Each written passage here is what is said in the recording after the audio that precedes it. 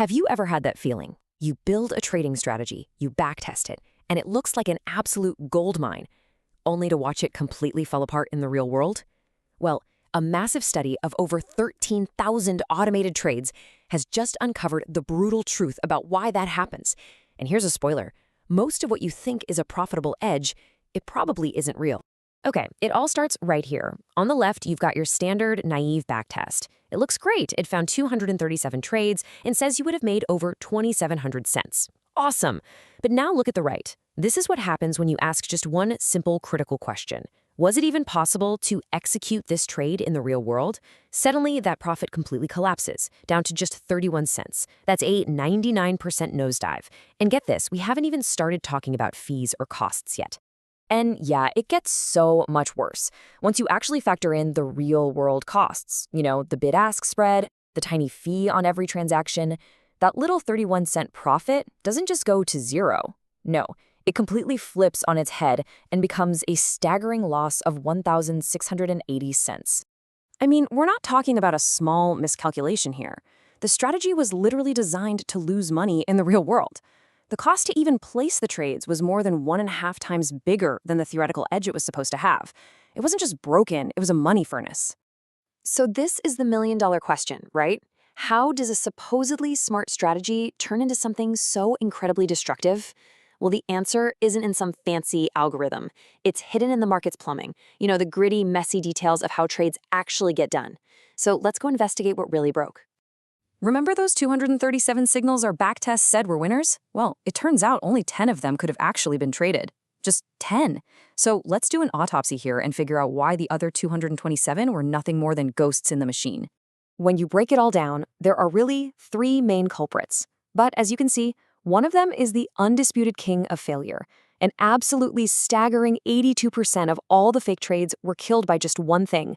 The spread was too wide. So let's talk about what that really means. Okay, so imagine this. Your backtest sees a nice little 5-cent opportunity based on historical prices. Looks great. But in the live market, that gap between the buying and selling price, the spread, can blow out. All of a sudden, it costs you 12 cents just to get in and out of a trade that was only supposed to make you 5. The opportunity was never really there to begin with. Now, the second killer is something we call a lack of depth. This is when you see the exact price you want, but there are only like 2 contracts available. To fill your whole order, you have to start taking worse and worse prices, which eats away at your profit. It's a super painful thing we call slippage. And finally, the third reason, well, sometimes you're just too slow. The perfect moment to trade might only last for 3 seconds. But if your bot is only checking the market every 5 seconds, you're always going to be late to the party. By the time you show up, the opportunity is long gone. But, beyond all those mechanical failures, the research found something else, something way more subtle, and honestly a lot more dangerous. It's a hidden trap that makes the market look perfectly safe, right when it's at its most treacherous. It's called a, quote, freeze. This is when the big players, the market makers who are supposed to be providing prices, just go quiet. They stop updating. So to your trading bot, everything looks calm and stable. But in reality, it's a total information blackout. The prices are a mirage. And these aren't just little blips either. The median, or typical, quote, freeze in the study lasted for 58 seconds. Think about that. For almost a full minute, the prices you're looking at on your screen are totally stale, completely disconnected from what's really happening. So what happens when the freeze is over and the market makers flick the switch back on?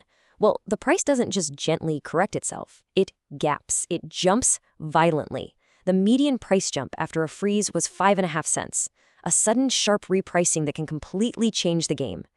And if you get really unlucky, in the more extreme cases, that jump was a whopping 31 cents.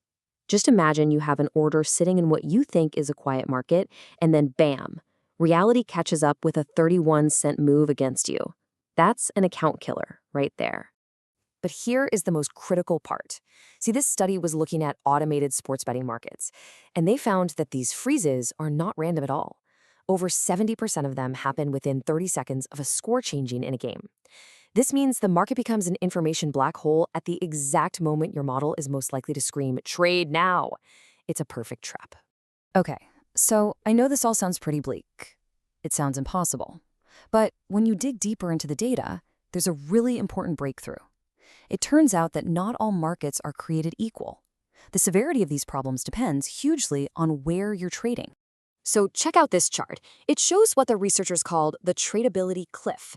Basically, the chances that a market becomes completely untradeable right after a score. For NBA games, it happens a shocking 56% of the time. But look at the NFL. It's only 34%. The structure of the sport itself makes for a much more stable trading environment.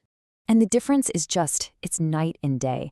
After a score in the NBA, markets can take almost 3 full minutes to recover. In the NFL, some markets recover instantly. And that directly affects whether you can even get your trade in. We're talking a near 0% fill rate in some of those chaotic NBA markets versus a 79% fill rate in the NFL. That is an unbelievable difference. So, what does this all actually mean for us? We've seen the failures, we've seen the hidden traps, but we've also seen a glimmer of hope.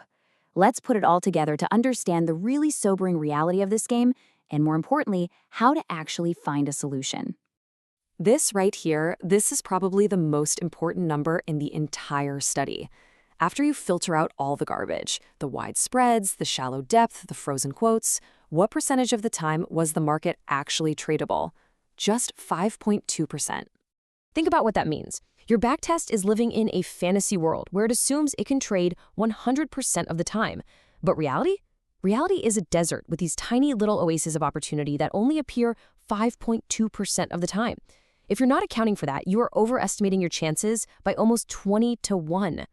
So the solution? Well, it's about extreme, ruthless discipline. The researchers developed what they call the 65% rejection rule. It means you have to filter out all the noise. First, you pick your market carefully, like focusing on the NFL. Then you set strict rules. You need a tight enough spread and enough depth, period. You make sure quotes are fresh, you avoid the chaos around score changes, and if you do all that, you'll find yourself rejecting about 2/3 of the signals your model spits out. You have to be willing to say no. And this leaves us with some really hard questions we have to ask about our own strategies. Does your bot even know what a quote freeze is? Are you still living in that 100% fantasy world, or are you building for the 5.2% real world? Are you being brutally honest about every single cost?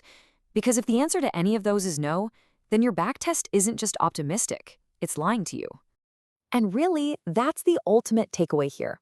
Anyone can build a model that finds patterns in old data. That's the easy part. The real, sustainable advantage, the actual edge, doesn't come from finding more and more signals. It comes from building the systems, and more importantly, the discipline, to know which few of those signals are real and then having the incredible patience to wait for them.